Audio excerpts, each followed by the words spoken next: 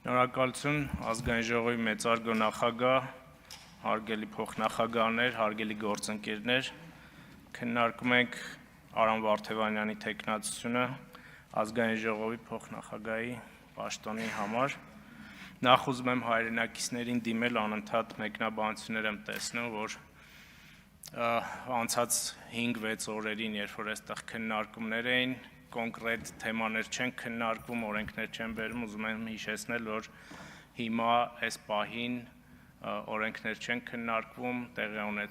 ունենում փոխնախագահների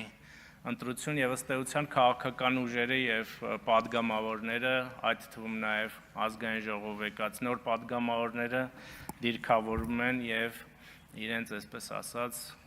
կարողություններն ու հմտություններն են ցուցաբերում։ Կարծում եմ, որ արդեն հանձնաժողովների քննարկումների ժամանակ կոնկրետություն կլինի եւ բայց մի բան ուզում եմ արձանագրել, որ գոնե անցած 1 շաբաթը բովանդակությամբ ձևով 1 աստիճան, նույնիսկ 2 աստիճան բարձր էր 8-րդ գումարման քննարկումների մակարդակից եւ սա կարծում եմ այս փուլի համար գոհացուցիչ էր։ Ուզում եմ անդրադառնալ պարոն Վարդևանյանին։ Պարոն Վարդևանյան, հիշում եք, որ կար եւ հիմա էլ կա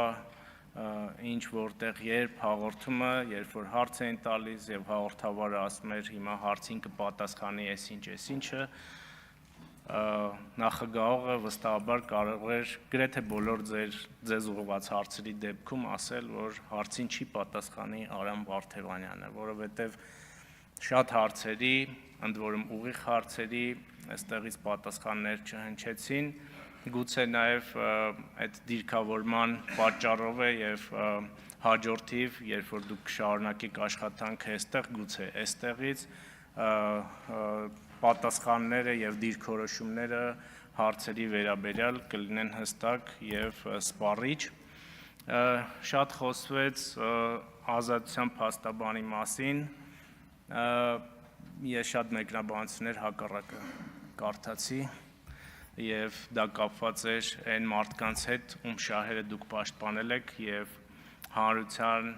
մի զգալի մաս այդ մարդկանց համարում է մեր պետությանը վնաս տվող մարդիկ եւ վնաս տված մարդիկ եւ դրա համար ձեզ կոչվում են advocat դիավոլը կամ սատանայի փաստաբան, ինչը պատահական չի։ Դա կարող է ձեր եւ վստահ եմ ձեր մասնագիտական կարողությունների հետ կապված չի, բայց կապված է այն մարդկանց հետ, ում հետ դուք առնչություն ունեք։ Եվ դա ամենևին էլ պատահական չէ, որովհետեւ դուք շատ ուղիղ առնչություն եք ունեցել, ոչ միայն պաշտպանելով այդ մարդկանց, այլ նաեւ իրենց հետ գործընկեր լինելով։ Ես ձեզ հարց եմ տալիս, ասում եմ Նայերի ինշուրանսի հետ ինչ առնչություն եք ունեցել, Քոչարյան ընտանիքի հետ ինչ առնչություն եք ունեցել, դուք ինձ ասում եք կենտրոնական բանկն է հաստատել իմ թեկնածությունը։ Այս այն հարցին չի պատասխանելու տրամաբանության մեջ է, էլի, ասում եմ, իսկ կենտրոնական բանկին ով է ձեզ առաջադրել, ասում եք Վահագն Խաչատրյանը։ Հիմա այստեղ նստած եւ հանրությունը տենց ասացիք Վահագն Խաչատրյանը գնաց, բայց Վահագն Խաչատրյանը Քոչարյանների ընտանիքի գործընկերն է Նայերի ինշուրանսում, որտեղ երկուսն էլ փայ ունեն։ Ըստ էության դուք այդ ընտանիքների հետ ուղիղ առնչություն ունեք եւ կարծեմ Իշխան Սաղաթելյանը Հայաստան Դաշինքից եկել էր ստեղ ասում էր այդ ինչ եք ընկել Արամ Վարդևանյանի հետևից ասում եք ճամբարափոխել, չէ, չենք ասում ճամբարափոխել, ասում ենք որ դուք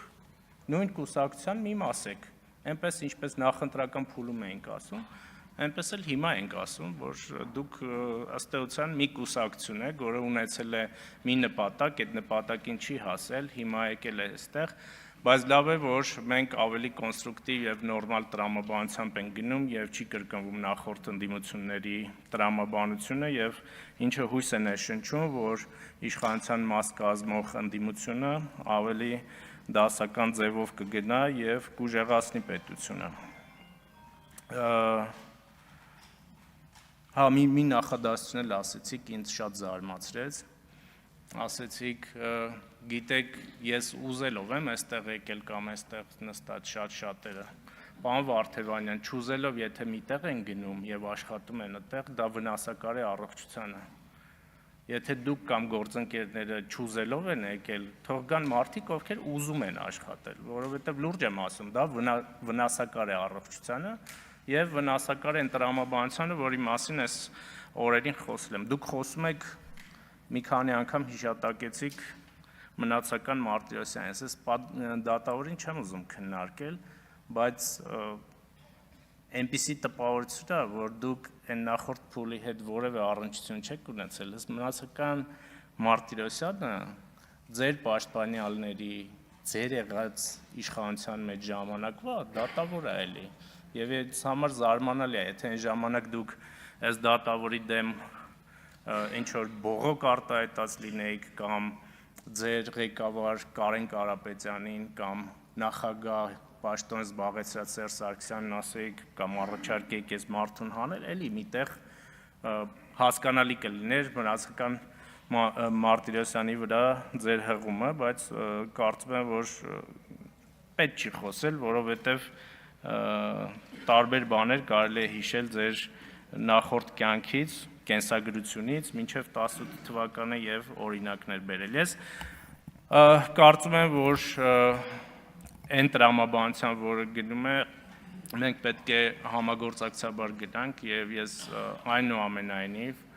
ուզում եմ հաջողություն մաղթել ձեզ ընտրության կամ չընտրության դեպքում։ Կարծում եմ, որ կարող եք դուք կարևոր դերակատարում ստանձնել իշխանության այս դահլիճում գտնվող ընդդիմության եւ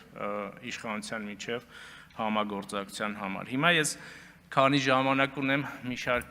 ելույթների էլ կանրադառնամ, մասնավորապես